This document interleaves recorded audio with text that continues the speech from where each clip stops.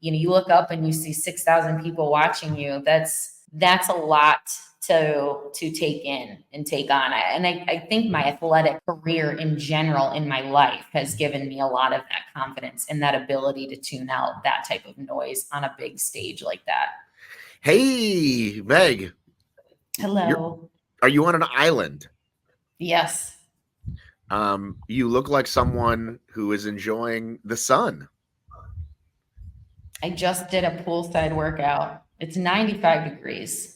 So it took me a minute to cool off to be able to do this pod. But yeah, it's not bad training when the weather is phenomenal.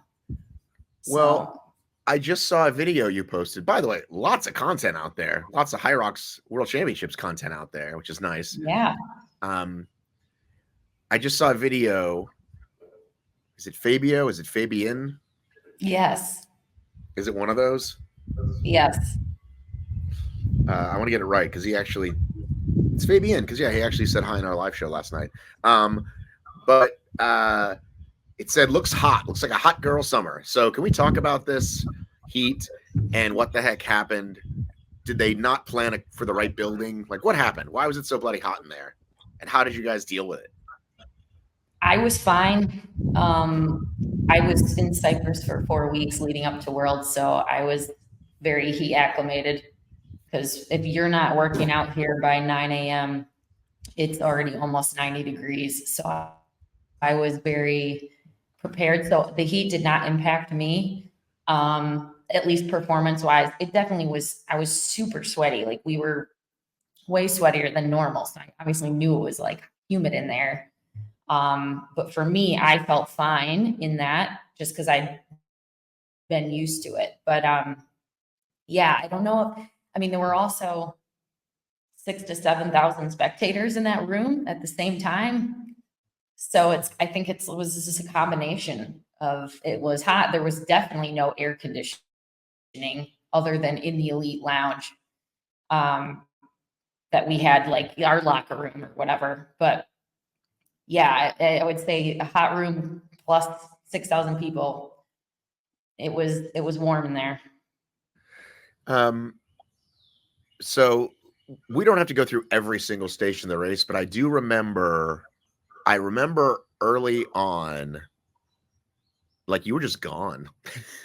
Like there was like you and Lauren usually go out front, but I remember early on, like, oh, like they're like not even in the picture.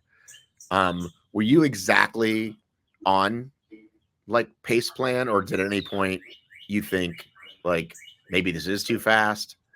Because everybody watching the race, we all have the same conversation. Like, okay, is this too fast? Is this same thing with Ronco, who also looked amazing and way out front?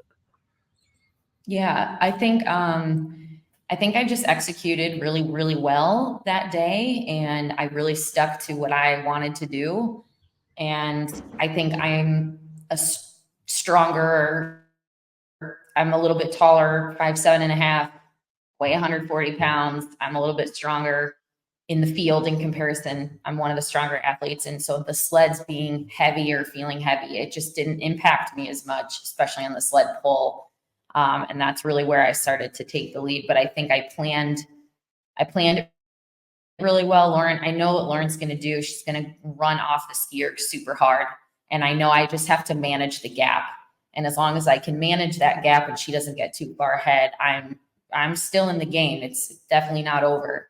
And that was just what I tried to do. And then with the sleds being a little bit heavier, it worked very well in my favor. I think when the sleds are heavy, I perform well under that. I think my legs felt very fine coming off the sled push into that next run. I think sometimes when they're a little lighter, it actually hurts me more.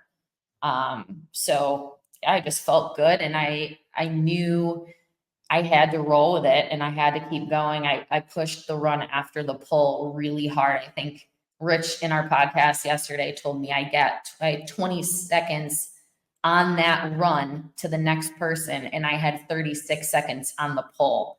So basically from pull in that next run going into burpees, I'd already gotten about a minute lead. And then I just was able to slowly extend that from there. I had a little over 2 minutes by the row. I was the only one who went unbroken on the farmer carry. So I just slowly chipped away at making that gap bigger and bigger. And it's a gamble. You don't know. I mean, I could have made a mistake, things happen. But I think from racing this season, Lauren and I have not been close in a race at all this season. It's either I'm way ahead or she's way ahead. And that's just like kind of how this ended up playing out. And I think we both know if one of us can get a decent lead, it's going to be very hard for the other to catch up. And I've been in that spot too, racing her. I mean, Vienna, she got a big lead on me early. I had a hard first half of that race. It wasn't a bad race for me. She just had a lights out race, but it was like, okay, she's gone. I have to try to just secure second place at this point. And that's kind of how this ended up playing out. But it was I don't think I realized that because, I did this whole write-up and I was going through the year, and I again, it's so hard to remember. There's so many races. Plus, my memory is not what it once was. And so I couldn't even remember. And I was like, oh, yeah, they're 2-2, if you want to look at it that way, going into this race with the majors. Exactly. But I don't think I looked at like the gaps on those races. I think that's kind of what we're settling into, is we finally kind of got past this good course, bad course thing. And like, okay, who's going to have the day on the day, right? And definitely.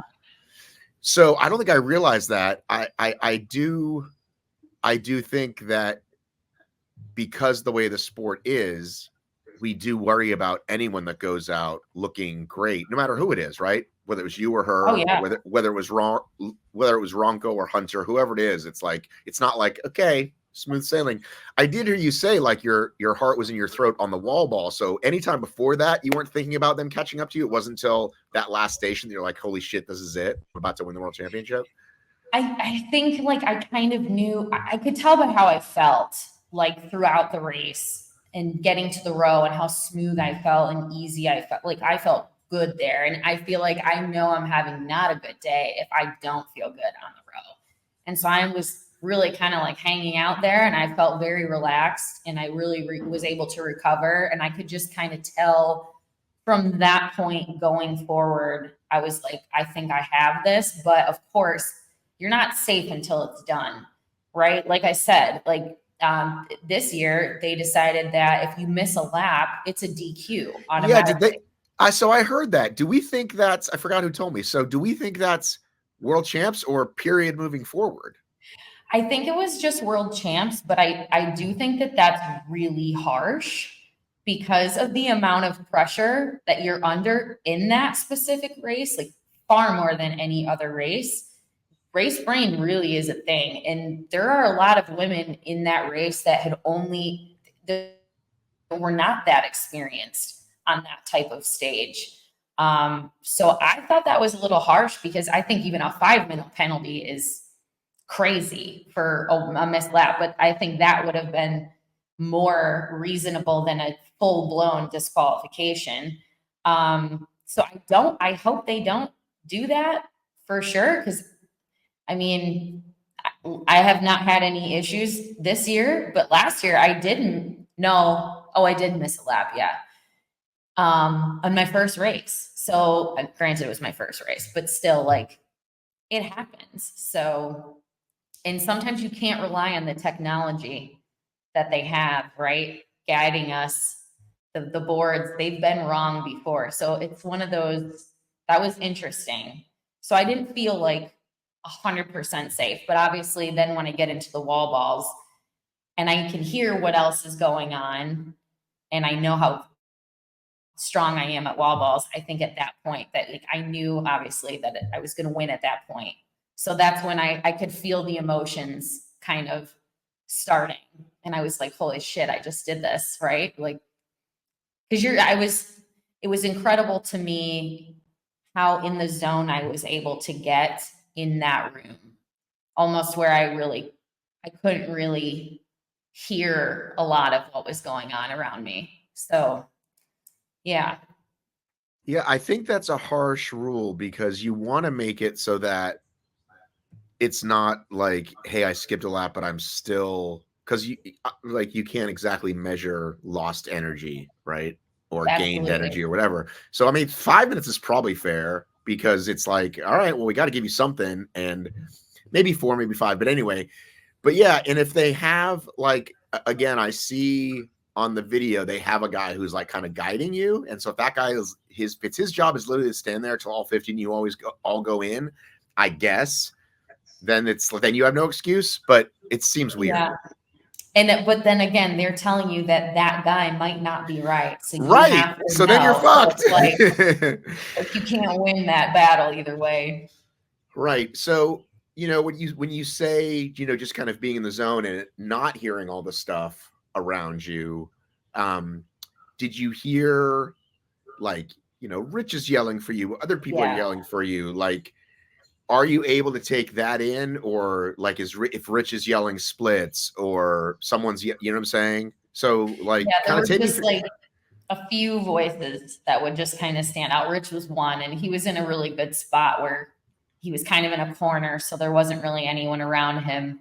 And I think it was coming out of the sled push or something, and he was like, just manage it, whatever. And then he did start yelling to me like how many seconds I was up from the next person. And I think also that adrenaline, you get a lead, and that adrenaline is also really pushing you forward. So the culmination of those two things, I think, helped a lot in that middle portion of the race for me.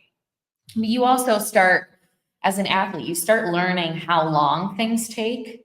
So you understand how long one length of a burpee broad jump lane is in time, right? It's 30 to 40 seconds probably. One half a length of a sled pull, depending on who it is, 30 to 40 seconds. I think it ended up being 36 seconds on Vivian, who came out next. So I knew kind of optically, I'm kind of putting it together in my mind, like, okay, that's probably 30 seconds. I'm out. Now I got to hammer this run to just try to like extend as much as I can. But so you start to understand as you become a more experienced racer what the difference is in terms of time too. You can kind of guesstimate, and that's very helpful, just becoming more experienced with that. Winning a world championship, pretty great feeling. Yeah. Do fast times matter anymore? Does having the world record matter anymore? I think I said this kind of the other day. I will continue to chase down times because I want to see what we're capable of. I want to see what I'm capable of. I love that the women continue to push the bar. I think even last season when I went sub 60, I don't think that anyone thought we were going to do that last year, the women's field. Then Lauren did it at Worlds. She went into the 59s, and then she and I have been the only two so far to break 60 minutes. So just chasing the times is kind of cool because it's like, okay, what can we really do here? Like, what can our bodies really do? Like, how fast can we get? And I think that's the cool part about records and everything like that. But the way the layout is in these big races where we're racing for placing, the course setup is totally different than a normal race. It's, I didn't even have a watch on at Worlds. Because it's not about time there. And I pissed a lot of people off by strolling over. I was so tired and like couldn't believe it. I didn't know that I was that close to 60. So my friends at home were like, don't ever do that again. You were barely made it. And they knew how mad I would be if I was like 60.01, right? So, but yeah, it's the way the Elite 15 is set up now. It's not the major races, and the big races aren't about time really. It's just like a cool result for the work you've put in and just pushing your own personal bar, I think. When the race starts, going back a little bit, like you have a really good game face. You know that about yourself, right? You project like you're not someone that looks scared on the start line or looks scared ever. Do you look at like the way the layman looks at it is like, okay, Meg and Lauren are the head of the class, like maybe Vivian and a couple of others are right behind, but this is going to be these two. Like, do you like, how do you look at the field, I guess? Or is it truly just like, I don't fucking care what these ladies do because I'm going to do my thing? It's probably more the latter. I think, I remember feeling really nervous last year at Worlds. It was my first one. And I think, like I said, my first season, I had like 2 races I had errors in. So I was kind of like, oh my God, like a little bit more nervous, but I felt like I feel so much more secure in just myself as an athlete in this space this season. And, I've won 2 of the biggest races. I set a couple world records and pro record, but then, mixed doubles and women's doubles and some other stuff. So like, I clearly feel confident in myself as an athlete. So there's definitely a lot of nerves because there's a lot riding on this. There's more money in the sport. There's sponsors in the sport. There's a lot of external factors that I think I'm thinking about. But at the same time, I think I've just become a lot mentally tougher and mentally stronger and just able to kind of stay settled. And I do feel for the girls that are new and newer to this and a little less experienced because I know how they feel. And, you look up and you see 6,000 people watching you. That's a lot to take in and take on. And I think my athletic career in general in my life has given me a lot of that confidence and that ability to tune out that type of noise on a big stage like that. It's easier said than done, though, I must say. So right. You said you're 5'7", 140. What did you come into the sport at like 2 years ago now or whatever it was? About the same. Really? Yeah, I look different now. A lot of people have said that to me this year. They're like, your arms are huge or whatever. But yeah, like I really haven't changed too much. I was a little bulkier at the beginning. I did a lot of CrossFit last summer. So coming into the first race, when I look at photos, I'm like, Jesus, why didn't anyone tell me my shoulders are that big? I don't need those for this sport. But yeah, as the season goes and you start focusing on more endurance things, I think I trimmed down a little bit to my more normal appearance, but I'm very genetically gifted from the upper body standpoint. Right. So yeah, so that's the stats. And I wasn't really trying to lose weight or anything. I think people get a little hyper fixated on that. It was more just like cleaning up everything in my life to make sure that my performance is as optimal as possible. Well, because we see these swings, right? I mean, Dylan shows up, crushes a major, gets his ass handed to him here, right? Our boy Rich, right? I think the swings get so big that people just kind of start grasping at straws. Like, I put the work in. Do I weigh too much? Do I weigh too little? It's even when you talk about you and Lauren head to head. So it really one of those things is like you have to put everything together. And this is what I think the difference in this sport compared to like you and a lot of folks do come from collegiate sports, but a lot of us like come from this OCR background where just the minutia wasn't as tight. And it was more just like show up fast, have a good day, don't fall off anything. And I think it goes to show the level of this thing, right? Like, it's like, how hard has it been for you? Like, obviously you're getting all your flowers a weekend, but how hard was it for you, like chatting with the boys? Cause you wanted to be like, not too excited and be like, hey guys, sorry, you had a rough one out there.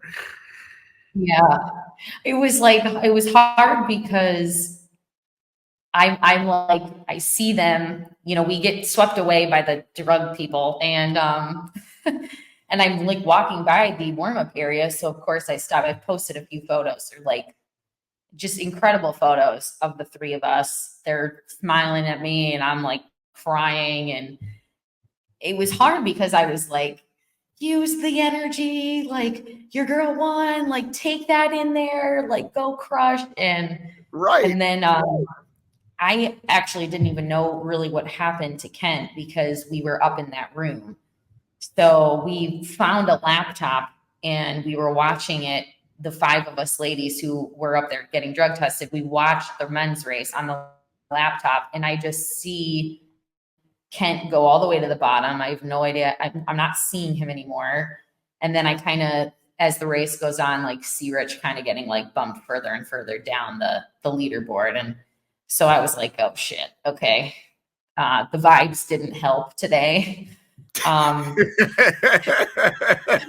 But it's worth both ways, right? Because they've raced first in some places.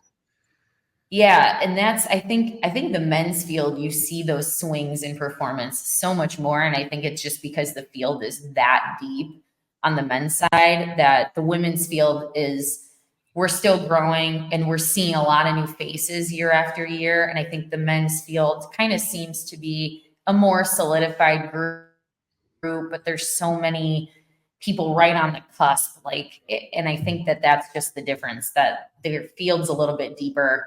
And you have people coming into a really, really strong performances at the end of the season. And it's so hard to peak at the right time. It's endurance, and it's just like running. Like you can peak too early. You could not peak at all. You can run flat. Like it's very similar to that. So it's not easy to get it all right, I would say.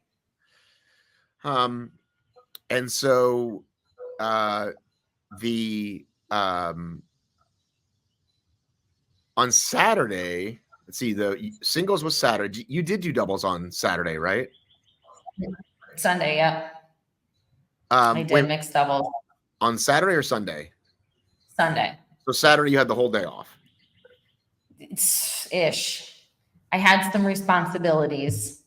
I slept 0 hours Friday night. In fact, at 3 a.m., my boyfriend and I are watching the race, he's doing a race analysis. I'm laying there like, and he's like so excited and so proud. And he's just like, okay. And then here, like, look at this is the difference here. And he's going over all these things, but I didn't sleep any hours. Saturday was pretty much at the venue from 10 a.m. until 6 p.m. Just hanging around, just being a part of the community. I feel like, I don't know, I think when you perform well and you're a world champion, I think that's kind of like part of your duty, right? The goal is to keep growing the sport, and I want to see people excited, and I love immersing myself in the culture. So that was fun, but also exhausting. And then I raced twice on Sunday, mixed doubles and the elite relay. So I just noticed you're wearing HYROX wristband. So once upon a time, it was the world record one you kept on, which I think was one of the yellow ones. What are we wearing today? If I'm being really truthful, the pink is just a spectator band, and I just haven't cut it off yet. But I thought that this gold one was a little bit significant. This is really for the after party, but it's gold, and I tend to keep one on. I know people think it's super weird, but it's just a reminder when I'm training how I felt when I had a really great moment in the sport. And sometimes on those really hard training days, you need that little extra push and that little extra motivator. And so I always keep one on that's like a really nice memory or a big accomplishment. And it just kind of is that little reminder. And again, many of my competitors think it's very weird, but That's what I I don't know do. why they think it So would be weird. I mean, I think it's a pretty. I mean, listen, Rocky had that picture of Drago on his mirror. I mean, exactly. I don't think that's weird at all. I think it's kind of cool. I mean, I get super annoyed by them, but I still Yeah. I still forget for like 3 days after the event. I'm like, oh yeah, I got to take this thing off, and then I never I did. think that's probably what they think is more where they're like, how is that like not bothering you? Because it's long. Sometimes it does, but again, we train. I think most of us train completely alone, 90%, if not more of the time. I mean, I'm 100%. Well, not anymore, but for the most part, I was training 100% alone. So it's like there are those days where you need that extra little kick and you need to do it. Whatever works for you is what you should do. So, Well, I think what is great for the sport and for everyone listening and watching this is the growth of this thing, and not just being an idea, but when Puma comes in and says we've got a 3-year deal with the sport and we're going to start sponsoring athletes, and then other shoe companies are like, okay, we've got to get some athletes in there, right? So like if yeah, people remember when Reebok signed the games, like Nike came in and signed like all the top athletes, right? yeah, Because they didn't want to miss out. And that happens when a sport is showing real growth. And I'll say what I've been saying for 2 years now. I think there's other players to come. I don't know what they're going to do. I don't know who they're going to be, absolutely. but I think like another HYROX is probably coming and will benefit from the ground, from the track that HYROX laid down. I mean, every morning I wake up, another country, another announcement, another Yeah, race. So I would say that all this to say that this isn't where I started with this question, but here we are now, which is that like whatever target like would be on your back is going to be even bigger. Like there will be more eyes. And how do you think about that going into, I don't know, is there an off season? Like, how do you feel about like, well, shit, now I got to be the world champ for at least a year? yeah. I'm very aware of that there is a target on my back. I know probably who it's coming from the most. That would be probably Mr. Lauren Weeks. I don't even know if it's her as much as it's him, but I mean, which I completely understand that. And that's sports, right? Like that's part of this game. And when you look at the greatest athletes of all time, they didn't win every championship, right? And every championship they lost made them that much more hungry to win again. And so I'm very aware of that. And I think, that's what we saw with Hunter this year. He had a lot of people really gunning for him. Obviously, I had come in second to Lauren last year, so I was very motivated this season as well. So it's like, but that's sports, it's not going to be the same winner every time. So if it's not me again next year, it'll hopefully be me the year after. I want a few more before I'm done with this sport. But I'm also okay in that I've really learned that, your worth as an athlete isn't in one singular result, right? It's how you play the game. It's how you approach every race. It's how hard you can fight when the chips are down. And I think we see so many women in the field that are really great representations of that type of mentality. So that's kind of like, is there really a bad performance? I think for me, it's like only if I don't give it 100%. If I don't feel like I gave it that, then then it wasn't a good day. But other than that, it's like, you just have to do what you have to do. And sometimes someone has their best day when you don't. And that's, you can always be beaten. So yeah, but I am very determined and we are not really in an off season. I mean, it's off season ish, but I'm still working out Well, multiple of course, times. So of course that I just yeah, meant in terms. So yeah, obviously we're all waiting to hear what the season will be like. yeah. And then when that calendar is set, is that like, are you just keeping it wide open in your mind already? Are you thinking like, okay, well, I'm certainly going to show up to every major, or Well, there's a lot of rumors about where those majors will be located. So that is an intriguing aspect of next season's potential. I think the travel is going to start really expanding. We're seeing countries come in that are very far away. Singapore, Hong Kong, obviously Australia has several events. India is coming in. Dubai and Doha are in. So it's just getting more and more worldwide. So I think we will see a lot more travel required to be at this really like elite level. Yeah. I'm here for it. If you look at the calendar right now, the next 10 races are all over there. There's a bunch in Australia. There's some in Asia. So yeah. I hope they want the majors to be kind of like a 6-month-ish season just for you guys' sake. But obviously people got to race. There's going to be 4 again. I mean, they're keeping from my understanding, it will be 4 majors and only 1 last chance qualifier this season. And the plan is, I'm not going to tell you who told me this, but they might not want me sharing actually. I think 3 people will get a spot at every major. So we won't see the same thing where in the women's field this year, we had the same 3 people podiuming all 4 majors and it only rolled down to 2 people. I think we will see that become 3. And then there will be only 1 last chance with 3 spots.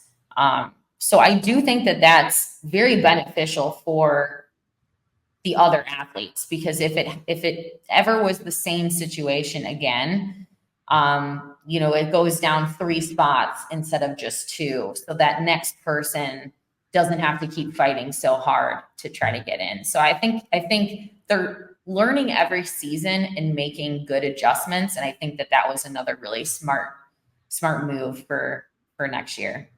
Yeah, I think no one wants to see half the spots taken by pre-qualified. Like, I think the world champ should certainly get a spot. I'm okay with that. 3, I guess, is okay. I kind of like more spots and only 1 race, because then it's like it's truly last chance. We saw how exciting that was for people. It was very exciting. So, but yeah, you have this whole thing with the Middle East. They kind of do their own thing. Like, hey, we're going to throw some money at these races in the middle of the year. And so I kind of like that. I don't know if it bothers them or they like want to kind of like bring that more in house. Like, hey, let's all get on board with something. And then at least we can promote yours more, maybe. Because it seems like those kind of come and go. Like some of you guys will go. Yeah. Some of the Elite 15 will go. Sometimes it's just local people. Anyway, so I just feel like maybe kind of get it all under one. Like, okay, guys, here's the season. There's some money over here, some money over here. Here's the majors. Yeah, I think, I won more in Doha than I had winning a major. Like, that's kind of a weird concept, right? Like, it's just like a random race. So that was like a little bit odd, but I like that some countries are wanting to put money up and grow it in their own country. And I think that that's cool. I mean, we're all trying to just make it out here, right? So I certainly don't want it to go away, but it would be nice if there was some more commonality with that. Well, so you are in Cyprus. Without getting into details, would it be safe to say that you can now truly be a full-time athlete based on sponsorships coming in?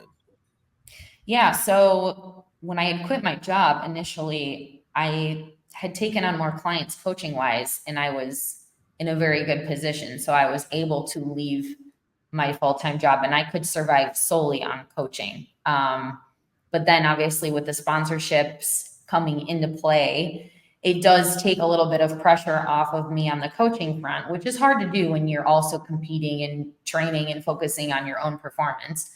It's cyclical, right? Like sometimes you have a lot of clients and then they race and they're like, okay, I'm good. And I'm good on HYROX.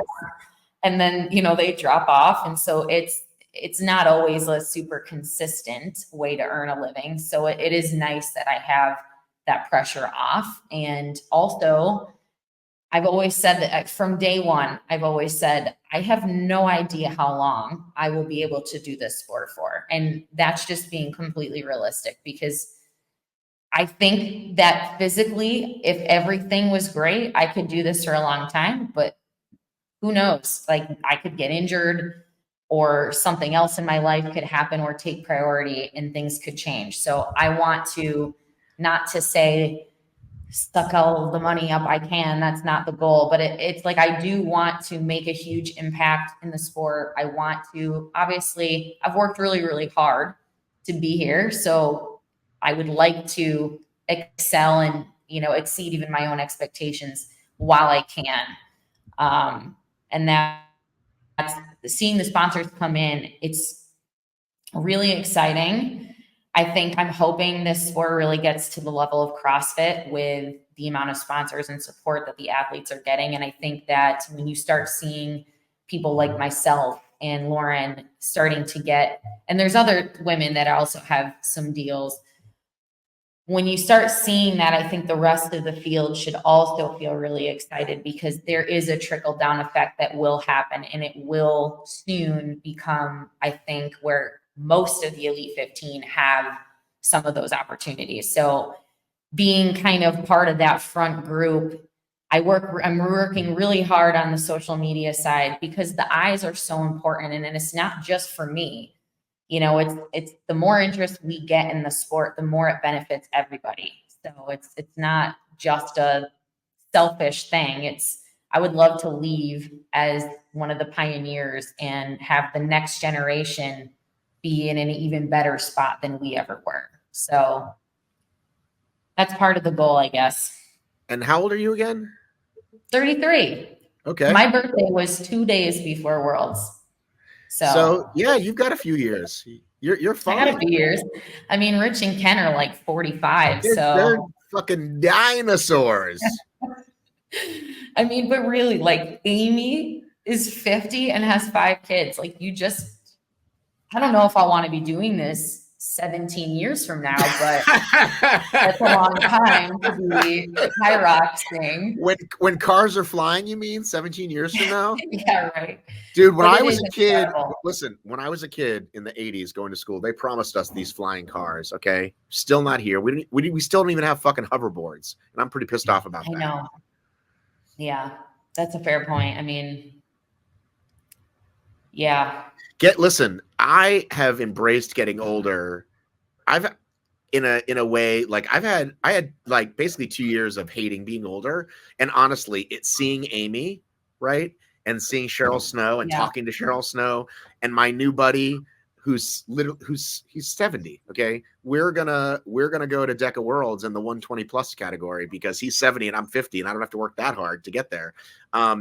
And seriously, whenever I feel down on myself, I see their posts. And yeah, so much is genetics, all of it. It's all very different, but you could feel old at 40, you can feel old at 70. And my point is that like when I see them, it reminds me like, dude, you have no excuse. Get off your ass.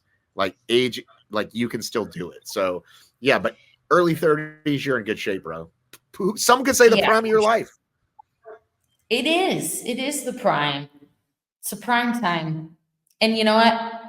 I've never been happier in my whole life than I am right now. Like truly in every aspect. And I think that's really what happens when you bet on yourself and when you if you believe in yourself and what you want in life and your dream and you just tirelessly, if you work at that every single day and eventually you get there, it's the best feeling in the world. Right.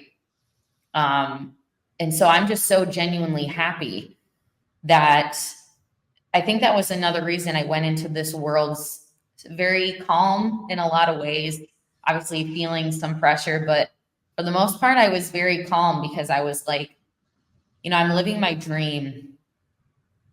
I'm a coach. I'm a full-time athlete. I'm traveling all over the world. Like I'm so blessed in so many ways that this one performance, if it goes amazing, then that's just the cherry on top. But just the fact that I'm here living my life the way that I truly want to be living my life, that's such a huge win for me already.